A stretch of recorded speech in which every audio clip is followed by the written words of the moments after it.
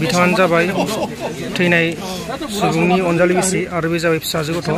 बेसे बैसो जाखोमोनलाय गथ'आ? दाख्लै माबायाव 25 आगस्टआव बोसोरसे जाबाय। बोसोरसेल' जाबाय। गुवाहाटी नोगोरमानि सिङाव थानाय गरसुक हालामाव थैनाय बा बुथारजानाय सन्देह खालामजानाय रनसाय नार्जारी बिथांनि न'खरनो बेसेबां रां हरखो बेखौ गोबां मानसिफोरानो कमेन्ट बक्सनि गेजेराव सोंहरगासिनो दङ।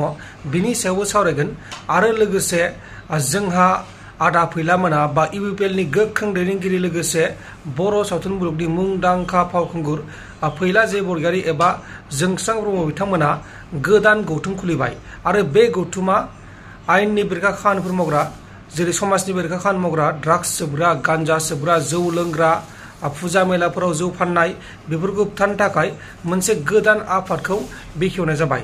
बेनि सिगांनो माखासे आपडेटफोर दङ। गिबि निउसआनो जाबाय धुबरी डिस्ट्रिक्टनि सिङाव थानाय रानीगन्जआव सोरबा सिनायमोनि दुथां सुबुंफोरा सासे बिसि आरो फिसायखौ गोदोनायाव हानानै बुथारना गालांदों। बुथारजानाय बिसि आरो फिसायनि मुंखौ शाहजालाल शेख बे जाबाय फिसाय आरो नार्जिमा बेगम बे जाबाय बिसि बिसोर होननानै मिथिनो मोननाय जादों।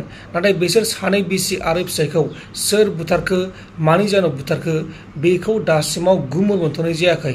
नाथाय माखासे मानसिफोरा बिथांमोननि सुथुर होननानै सन्देह खालामदों आरो रां दाबिदोंबो जानो हागौ बेखौ सन्देह खालामदों। दा बे जाथायनि सायाव आसाम पुलिसा गावसोरनि खामानिखौ मावगासिनो दङ।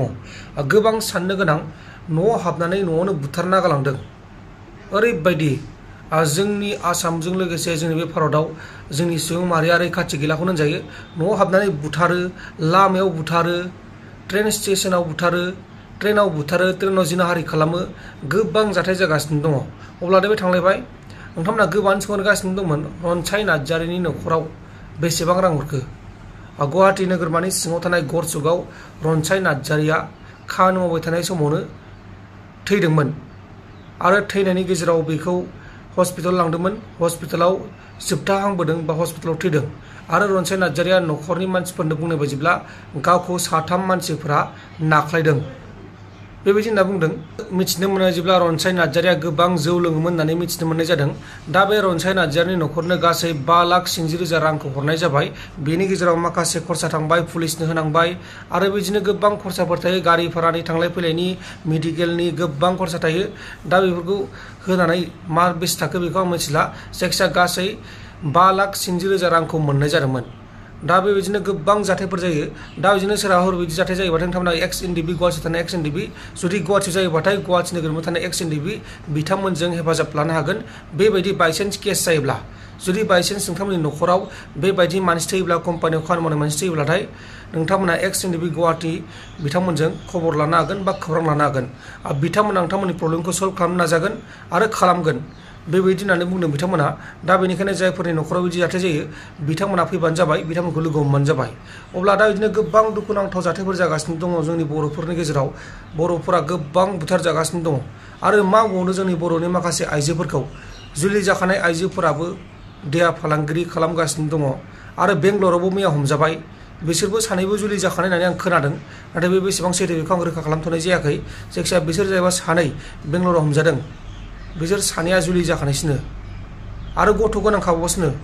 आसरित गोजान गोजान जायगायाव थांदों, देहा फालांगिरि खालामहैदों, इन्जय खालामहैदों। नाथाय इयुनाव मा जागासिनो दं बेखौ मिथिया।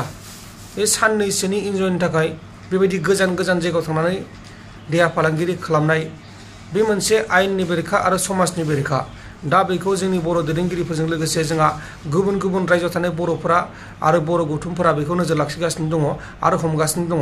दा बिथांमोनखौ जोबोर जोबोर साबायखर बावनांगोन जायफोरा वेलफोराव दङ बेंगालुरु वेलफोराव बिथांमोननि गौथुमखौ रोजा रोजा साबायखर जासिनांगोन। अब्ला नोंथांमोना खोनाखाबाय जानांगौ रनसाय नार्जारीनि न'खरनो 5,80,000 रांखौ होनाय जाबाय। दा बेनोमोन। दा माखासे आपडेटफोराबो बेनोमोन। अब्ला नोंथांमोना आंनि बे चेनेलाव गोदानै फैदों, चेनेलखौ साबस्क्राइब खालामनो हायो। जुदि भिडिअखौ मोजां मोनदों भिडिअखौ लाइक खालामनो हायो। गोजोन्थों। एसेनोसै। जै बर' हारिनि।